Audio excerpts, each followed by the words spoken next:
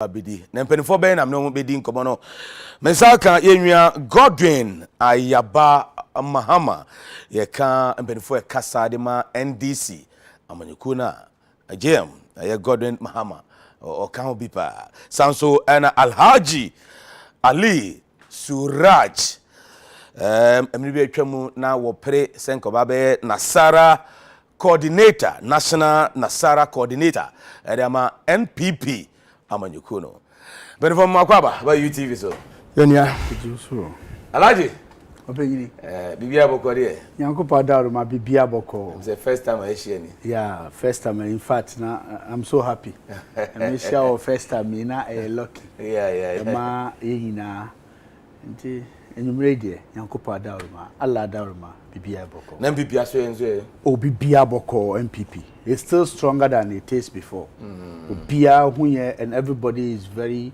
strong and very comfortable and very confidence in life and continue ruling the country the way we are doing. We concentrate on the development of the country, not anything. Kukurudu. Eshi rado. Obiyemu shishino to bas. Mama, minia akwaba. Yenua. Na bia boko de. Obo adena dom bibia eye boko. Nse mre bia me ka che o se twoja mpo nyankopon nti. Osese ye dana de pachi ya yemfa na asenye den. Emma no. Nti ono na da romanti no me ho ye. Na ndisi aso enso O boko na se ndie wankasa. Mre bia nso me ka che o se unse. Se ya wiase na be ye ne ho kuma bi because of technology. Nti na ama nsem krampo no BBC within a twinkle of an eye. Na yempo ye wo Ghana mpo ya den. Na yate. Na enye political party ye one of the biggest in this country.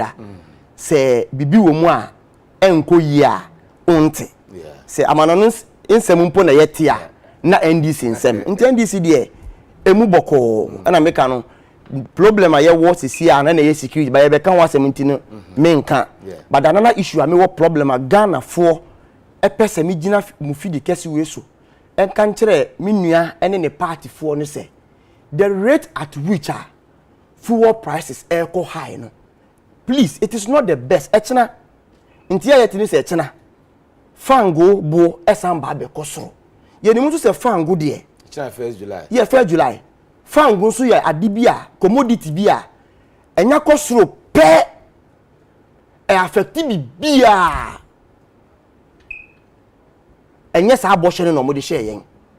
They keep disappointing the people of Ghana. And that is not why Ghanaians ye to abaye den. Edema. Okay. Eyezu. Eza.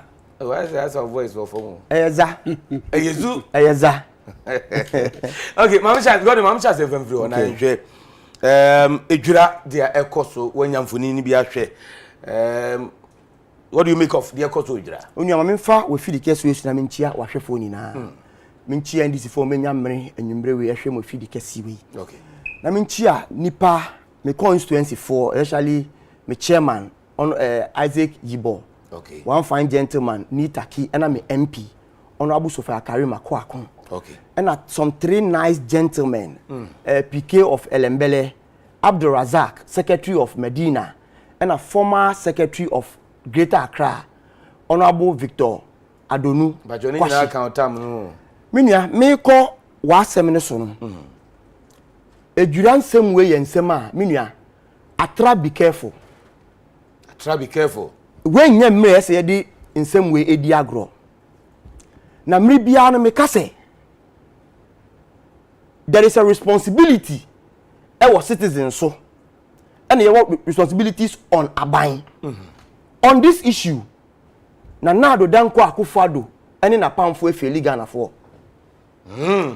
President Nanado embu Ghana for.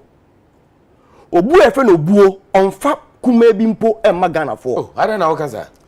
Emi bia asembesi ewo amanone within a short time of a minute or seconds. Now we resorted to the social media handle. Now we go show sympathy and a condolence to them. Okay. Ene eduran semino wabo wa dabi ene wabekasa. Say then.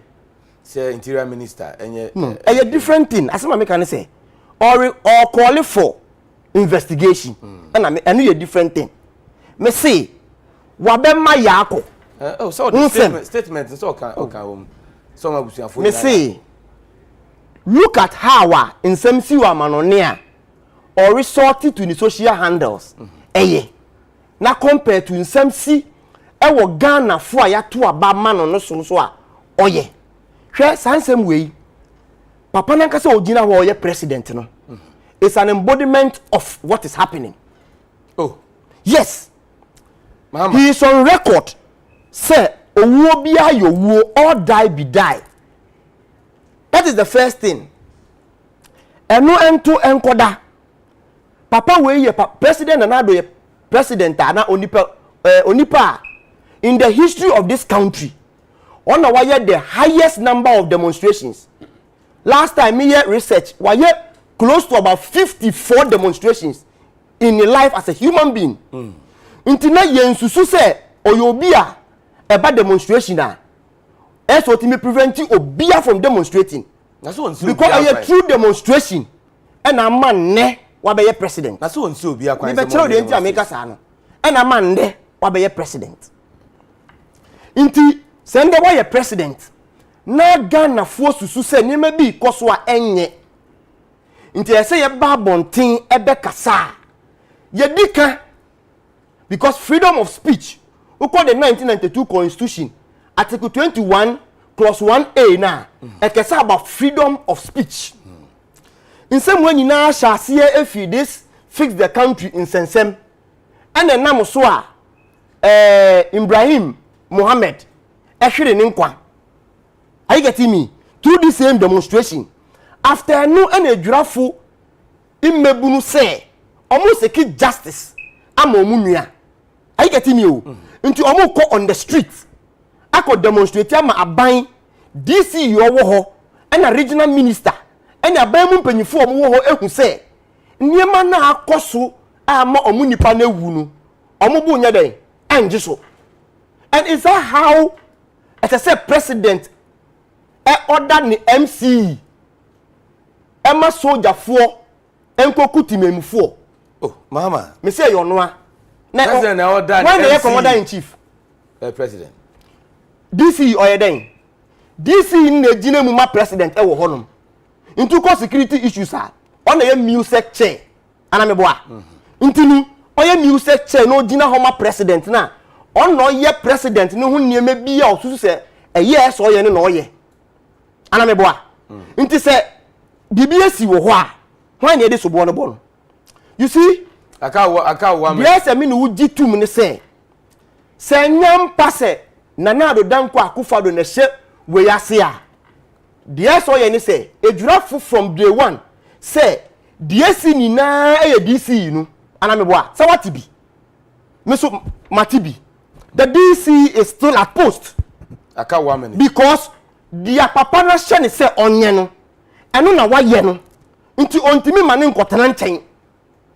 Last 2 days metena se hwe almost all the video or joy news obi bi be kasa bia training sa wo MC ni so say you no nti den na president eye okay now nim am for manu you see say ye call this crowd control and those things are normally a police for na say ejuma eye den ayo omodia but since a president Nana Addo baye or the military atuno ajejem because the military is some particular institution before on be out no na nieme mu ayeden ayedin but since obaye every civilian issue bia no now we releasing military for okay. And you know military people the kind of training they have no is different from police for so one they hardly handle issues of this nature because one they are meant for this wall and those things. Okay, je mesamba hobi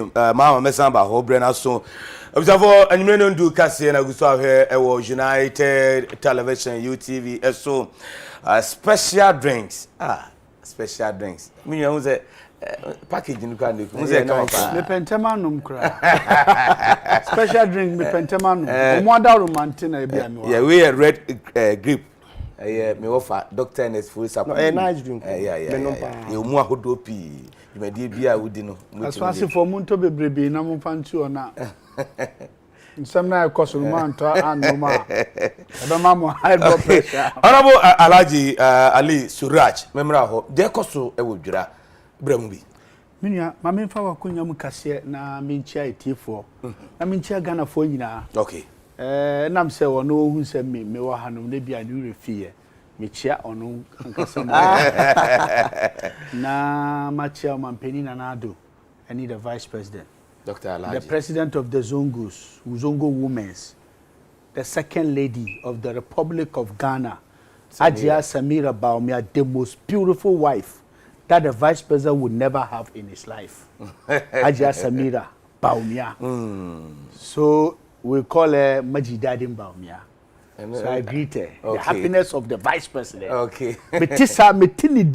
I'm so happy. What's the happiness of His Excellency Dr. Alhaji Mahmoud Baumia. What kind of mokasem?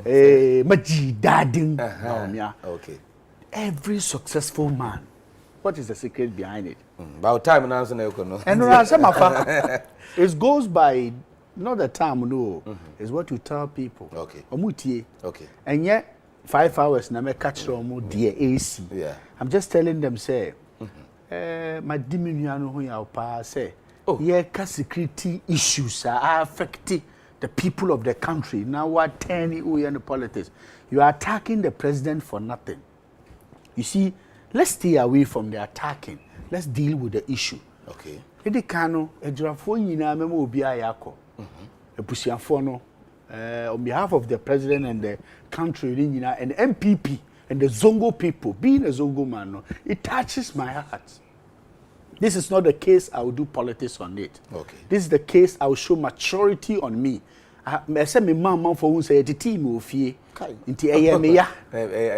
No. About as a men America, my example is showing that a man entity because I did we are no. We are. Me fan did you be at them because me pesi ebe record. Yeah, record that normal best I ha.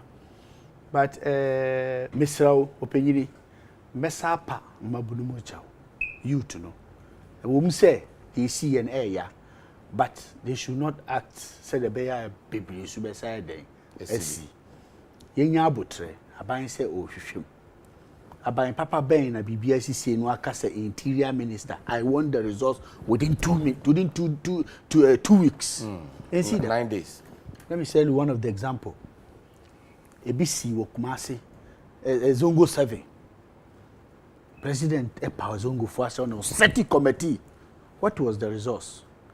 She Edwadiano make us me mami san kabio. Ushe normal see na. Me Ali Suraj meet na nka say NDC na hwase meet me nka say MPP ampa omo na kumu omo meet me nka say akwala no meet me nka say mabunumu because in every single house there is a problem. Ebia no one will be a problem you don't know. Ebia na obia targeting already by one pie wa bonti. Ebia ebusuafo problem wom. Ebia religious problem bisu esa wom. So anything can happen within. What is my argument? My argument say that is why I'm a person respecting the law of the country. Okay. Respecting the law of the country, say yebema police to make sure that they will do their investigation and bring the legitimate story on attached to this case. Okay. Quiet now MPP not because when they say issue are very sensitive. The sensitive meaning, you have to be very careful of what you say because it may use against you. Tapes be about. My menaka say a bushia and ye MPP na ye. Tape be so about say enya no kre. Your family Ali, who a different name. There in obefa there hina mefa. So we have different opinion. There in abema yakuma to yem.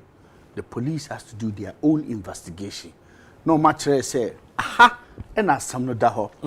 But say because o mampeni na ya it means the record of this country no BBC o mampeni na dia and the life of the MP ayekunu oni fie o mampeni John Dramani Mahama na sumami ekunu because he is the president that time. The entire me catch say yenye careful no and me my example. Okay. Asawasi constituency, regional party headquarters of NDC, in the presence of Johnson Asiedun Ketia, the respectfully General Secretary of NDC, and ye kum zongoni. Ye kunu te se woni abusia for pa etuo pap ye kunu. NDC dey na omo ye. Omo anya hwi. So we have to be very careful of what we say because it may use against us. Ye ni nkrofo na ekasa no. Maya ye kasa so no yen san create tension e wo constituency. Okay. We are cooling the tension now. No blame game. No president attack. Akufo-Addo wonye shi. I didn't see him on the picture.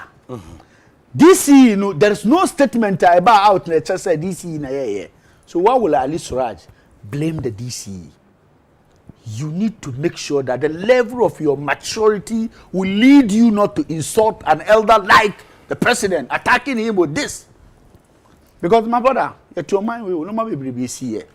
Then we should thank or we should pray for Gabi Ochedaku. You will chrome her. Demonstration here can want some. Yeah.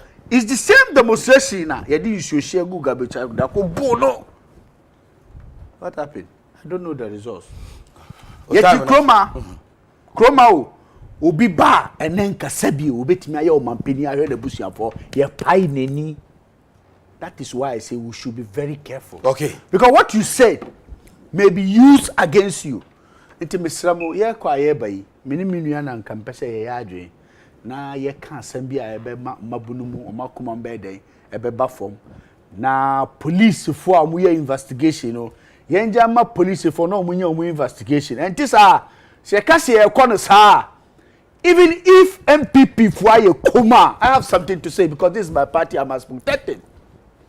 MPP ni bia statement bia amba out say MPP ni eku obi but they see ejurano I condemn it and you good at all and we are praying make us china mema ya read okay Quran. All right Mema ya Quran recitation Meba mema ya Quran recitation the meaning of the Quran recitation to bring peace in Ejura. Okay. Because the Ejura life matter to me and matter to MPP whether right. you are NDC or MPP you matter in this country. All right. That's why President Carr said that is the reason why President Carr said yen hwehwem. Okay. Aban su ka say yen hwehwem asamasa. Okay. Yababa so na ya hwe anamo asoja for 2 years on the day police for na ade after the trend of a crime would any ade akoso nyina no e be nko but yen kwa man so na ye security expert intelligence expert Sani Habib eni nko obanika se UTV suni yamo ajo ye ni mi pa cho di ni ye Sani Habib ADIB. Okay, all right. Habib is different. Me brother thing no. Do you think Joe brother in the amount? Yo, Sani yanhwe dia koso ewo edwura ebisa na mo soldier for ne bambo for 2 years no tutu akode ne ade it wasn't the best. Dia koso uhuni am say. Yo, me da say the edika mamincha mo studio guest. I mean, it's quite refreshing to see young politicians take to the big stage. I think say authorities were now a very good opportunity to prevent the Ekosono because immediately after Omukun Ibrahim Mohammed Kaka Yaya, I think there were agitations by community over the fact that police or Moanchu and it looked more like some sort of dragging of feet happening. Now you threats, I mean, flying on around, audio threats, Facebook posts. So early warning signals, it pointed to the fact that there's likely to be agitation as a result, but still, RecSec, MUSEC, NIB, police intelligence, and so it resulted into some protests. But the area may want more the fact that but immediately almost started protests and almost so yes it sends really disturbing signs across to the effect protest be the only language police understanding, and I don't think that is good enough. Secondly, the way I manage protest so is what really I can't seem to wrap my mind around, because under normal circumstances, there was a standard operational procedure you do in crowd control, okay? First and foremost, a police way is typically interior, and either the formed police unit and the rapid deployment force or more number to me there were police for on peacekeeping mission in very turbulent areas, to say Sudan, to say Somalia and all that. Sure say and Nura protest so fluid to the extent to say the military had to step in, because military almost they step in when police are overwhelmed, when almost they say they begin to mean so they invite the military to complement, okay? However, Nura to say military no lead them okay, fine. Mudru protest site the first thing is to establish a communication channel between a police force and our security services and the protest leaders. Then you give an opportunity to diplomatic means so that level-headedly solve the issue. However, depending on the security assessment and the type of protest, then need any option there but to use force. There were different types of force. Okay, there were the use of water cannons, and batons, shields, tear gas. Okay, the use of live ammunition. Here, the last resort, like the very, very, very last resort. That is when you are convinced beyond reasonable doubt. That protest way it poses an immediate existential threat to the safety and security of not just the officers but other innocent people around. So I just say, unfortunately, the last resort, and first resort, and it's unfortunate. And we share the way I almost to it apart from directing it at the people. Now almost in a certain angle, to it from a 20-degree, 30-degree angle over the heads of the people. Bullet a core with a certain velocity. So a course a bit to me call car OBR on nim tree. The person has nothing to do with the economy.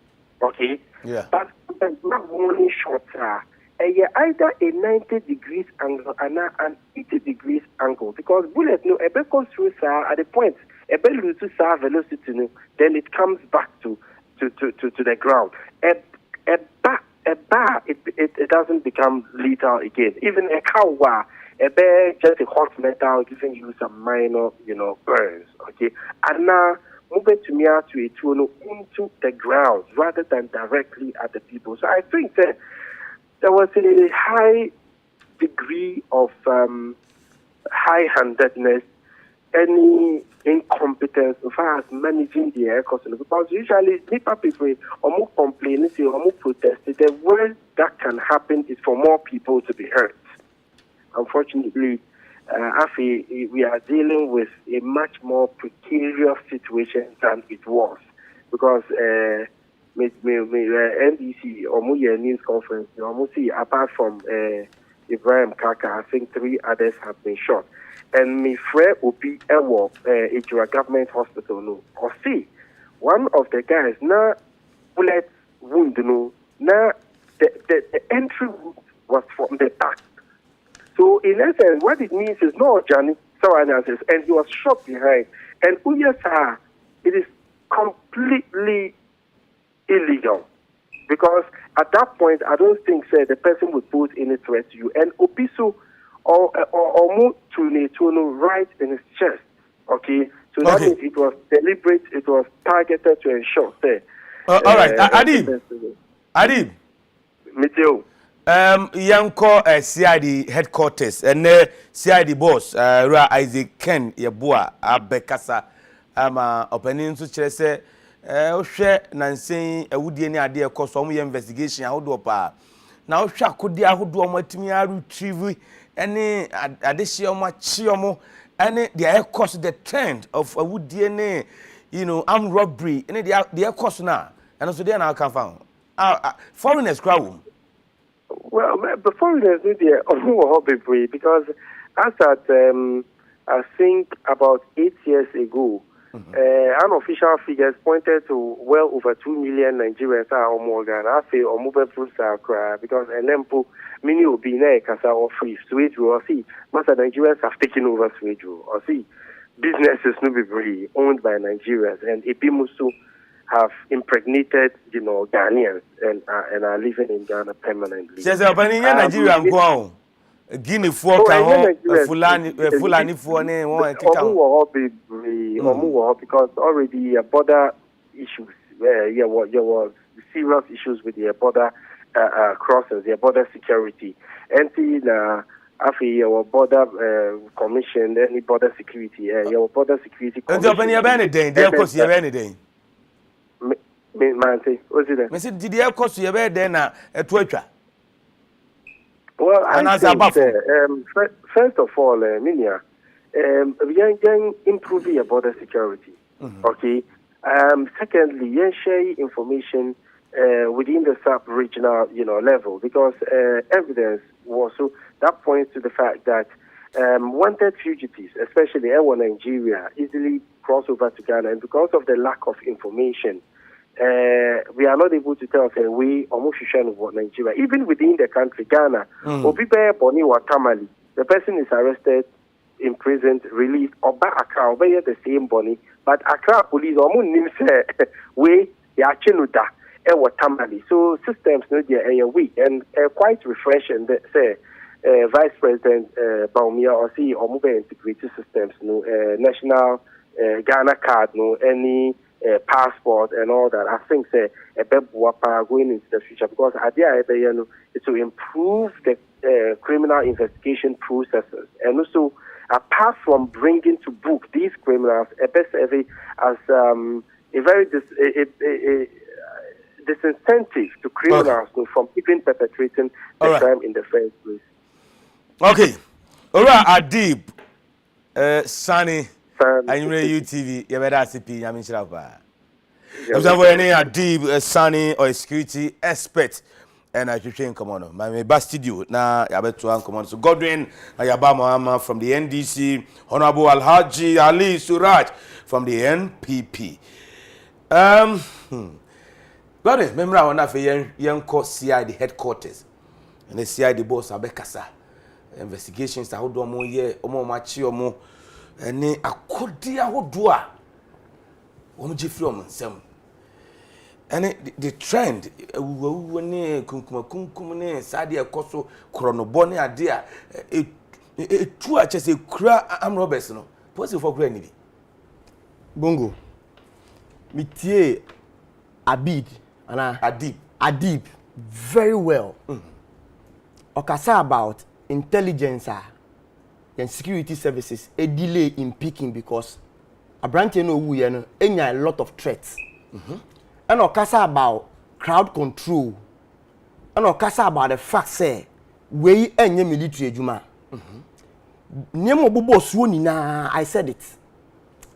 Nti se me nua tena ha na okasa me dey hear politics ah. What is politics about this? Just that wa ban na power. Nti no bibia etia wa ban no ye can I also hear the politics. But you see, no quarry young fan to be BS the toa, a be fiato. Are you getting me?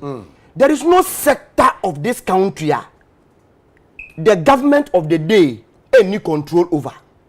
Until I say, DC, Pegana Mrano, aye, Mampeni, name Sini, our district or Anamboa. Yeah. Until you be or you for and on behalf of government. Yeah. Intimity no mpolo say abrini na no mo ye dissect meeting into mo requesting for reinforcement from RESEC which is region Ashanti region and mo di military no buy. Are you getting me? Intinu if me tena aka kire o say mampanyin ni na pamfo efeli yen a medika okay Mariamba, you see, but Mamenka Saminchiro, this police any soldier for a I want to tell you an issue.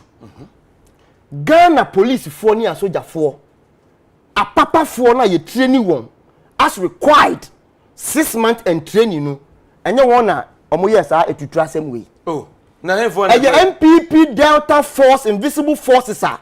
Na some do munya me see me mouth story. Ya faculty kwan so.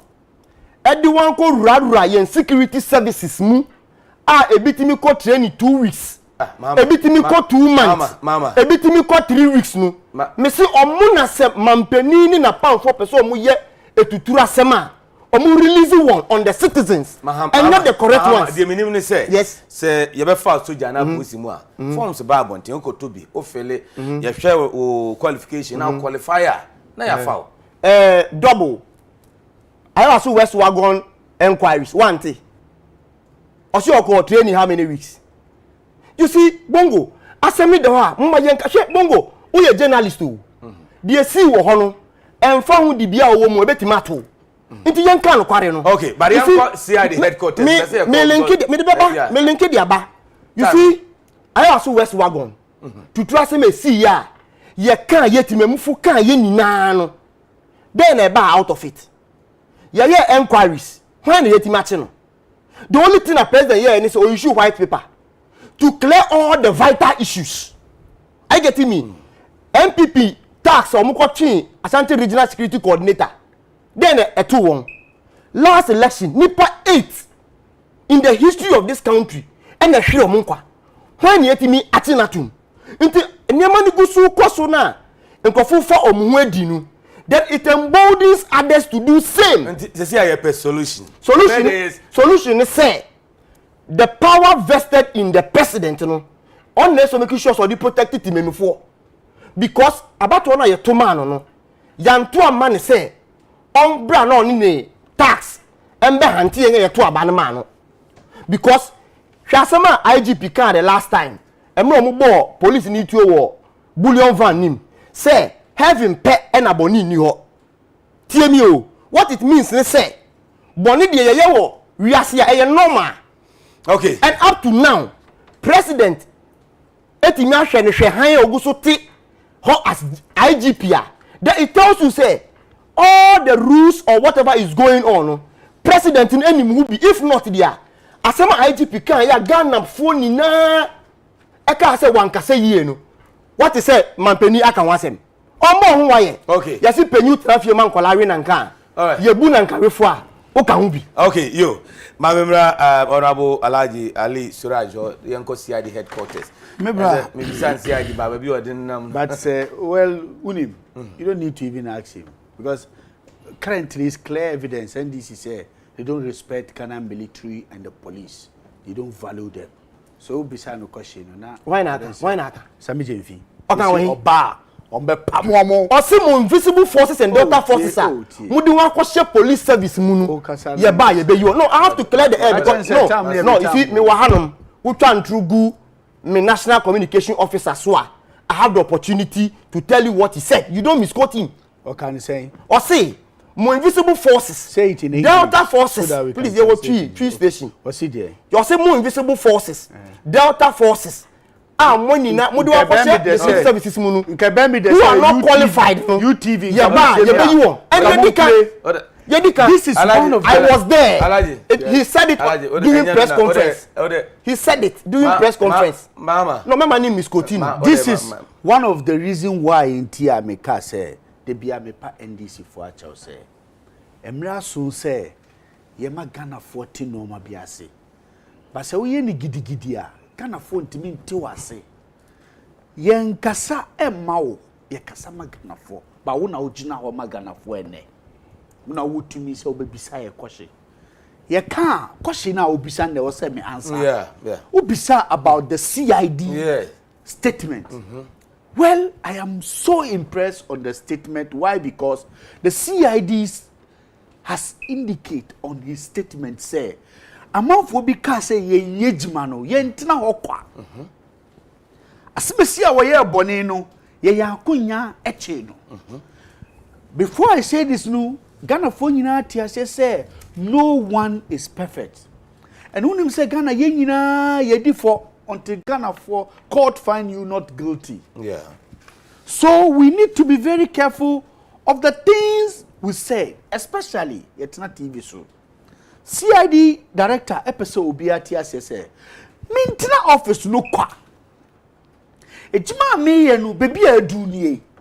Emma no go to the level of arresting somebody who he think wanya national security. Omuana unisana national security. I mean tell you that story. There are old national security guys bia. Omuo aban foforo den DC. Ye ba power no. Ebi mo hide omu ID card ye dey am omu. Ebi mo hide certain things. Nti once a while no dey apie. Udi pia na se ya nchiwa. So BBNC. But ye chiwa. Bongo trauma na kasa se. Me pacho ma me kasa be slow. No, what is the evidence? I'm just speaking of no man inside. No. It is some microphone. On what basis will you say CID head no. The gentleman has admitted say he's not a national security. And nothing I mean set example say ebi wo sa on fa ni ID card enye dey enkoye obetimi a chinchina say national security ni it is say sani panu kodi boni a yebeka say abani na dey edi boni. Thank God CID headquarters am here will say want to hokwa and the investigation is ongoing. And the year me then say ye ka security yes sometimes I agree with him say okay say we a president you have the responsibility for all. Yes. Today, as we said, nobody can blame Nanado because for issue statement. Said in charge of the security at his presidency is the Minister of Interior. Omani 2 weeks. Communicate with the security system in Ghana and bring me the results. What else? What came out of what it? else? I also West Wagon. Okay. The maybe I say maybe question I also West Wagon no mean catch no. Omo party say committee na set and any for so. Anya na maybe No, then see. Why people are watch all the things? Mami ntie nu. Say the be ya me respond am Ghana for what problem. Alaji, amam folk kite tu. Ehye omo ho. What is obo okra enye legal. Hwakrofo achi onwe. Hwe etuo ni aboba wodo a ekura ye be den na ya gigi sa na ma nyina trouble but 2800 and something atibo frene you see mama nka no kura nchero. Thank you CID. Thank you the police headquarters. You are not perfect, you are doing your best. Shade umuntimi nsori nwura fie bia se fa wotu obra. Yenka no kura da ho.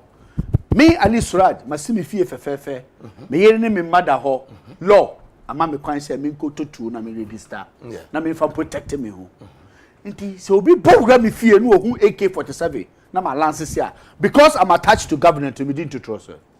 No, the law says say ohun ade wo obi you need to do an investigation to find out say whether ade no is it legitimate for the person to hold it and security system. National security na dey be American who some national security. A bit remember say you are national security. Because the national security don't have a uniform to wear. Yeah. Because it is a security system. They need to do an intelligent work to pick the information. But Enu na make catch no. Bebrebe. Omo lance si to omu fie. I know somebody who I heard some before. Say ni fie on no to or watchman be. Watchman now on sa watchman na steady to no. Watchman no ewia to no dem come across for e dey quiet robbery. Later you have cheer no and you check it say the gun was registered. Why di asibesidi. Enye investigation na ye na. Anka area ho nyina fi say ejima wo ye na kalabule wo am robber. But ye investigation we ye no and you find out to say sa onye am robber. This is what happened. So I'm telling you, sir, some of the questions, when you are going to answer, you have to be very careful in terms of security. All right. And then I'm going say, bro, I'm aware, say, NDC party, I meeting, say, let's paint the president. Fine. You can paint him. It's politics. Okay. But just a minute. And I'm say, yeba UTV mo. UTV is the best TV station Ghana 48 late news. Yeah. Mesre minua say yeah yentu ye boss ni enkasa ma etifo nte ase all right Bongo. because etifo te ase a enu na mo Suraj. mo di wumfa so all right Bongo, mama no, on the issue of no, just a minute. Asema IGP kan ese o person juma Mama kasa wi. Mama kasa wi. Bongo make sure say body me time me pa hwe o say mayekum. But me still you have to go di me time. to wesaba Mama sama mama ya te say president say president say interior minister nyinhwemu mu minority and I say don't come home na ship say mu mfo aso nke be yanga yenye commission ene ade and NDC youth mo so mo demonstration foforo Bongo, mama nka tu ni mbom. The reason why a minority ekasa ne say one koye independent like inquiry. Like they see why was West Wagona. They basically say interior minister because oye government appointee. Na they see wo ejurano. At this time yet ne say DC any party in Crawford eka ho no. Say appointee of the government and eka kwoti kuwa on be investigation na. Bisa who say can they dent the government?